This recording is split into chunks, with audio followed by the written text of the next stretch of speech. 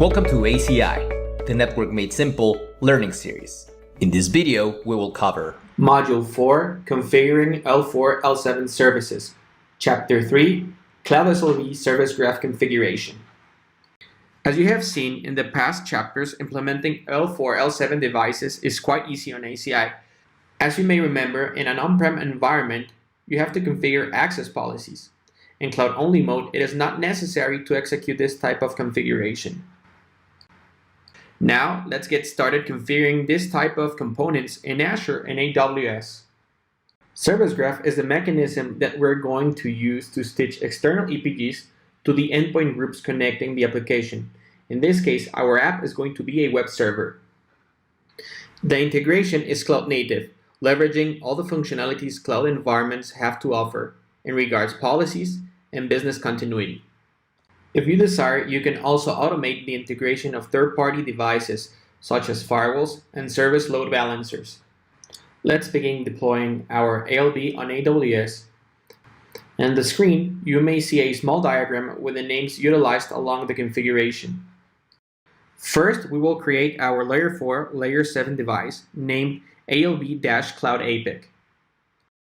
Next, we are going to create a service graph template, and there is where we are going to embed our ALB device. To finalize, we add a contract in between the external and application EPGs. With this element, we are allowing port 80 to reach the application and it to answer back to the consumer.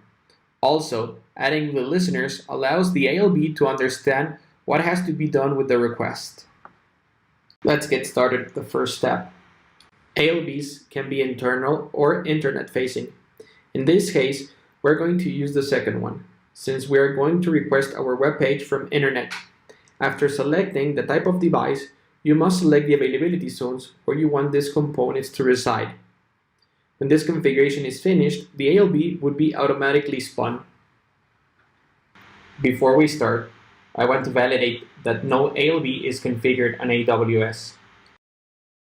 Let's start configuring our device.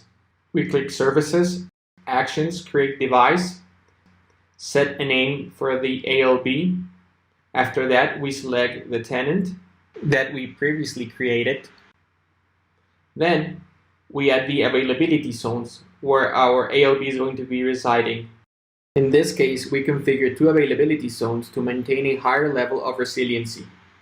Each zone has a different subnet configured on the berth. Now that both zones are configured, we click Save. Now let's go back to AWS console.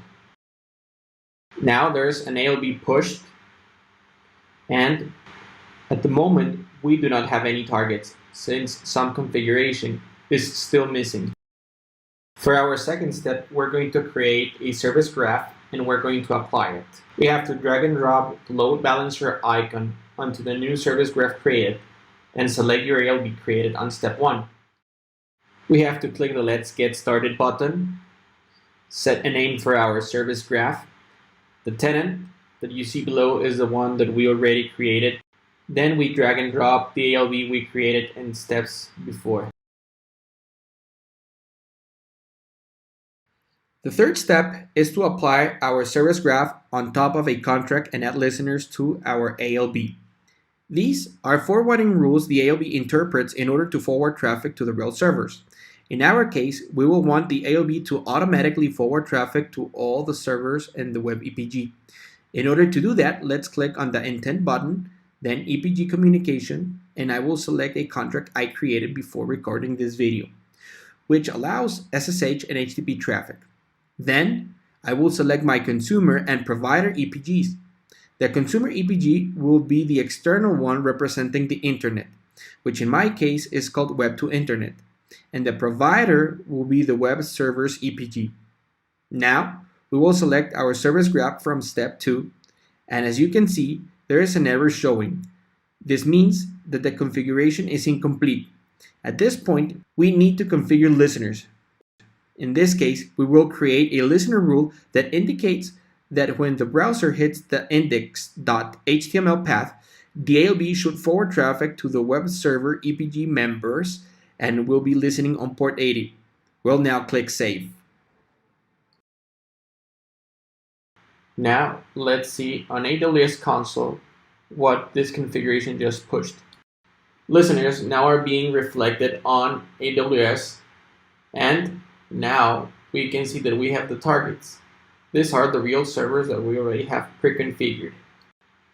Now we can copy the URL in which the ALB is going to be responding to request, and if available, bring the content from the real servers. Now we go to our browser and paste the URL, and we can see how the ALB is listening and balancing across the real servers that are hosting our application. Thanks for watching. Please now join me in part 2 of this chapter, where I will show you how to configure the same scenario using Cloud ACI on Azure this time.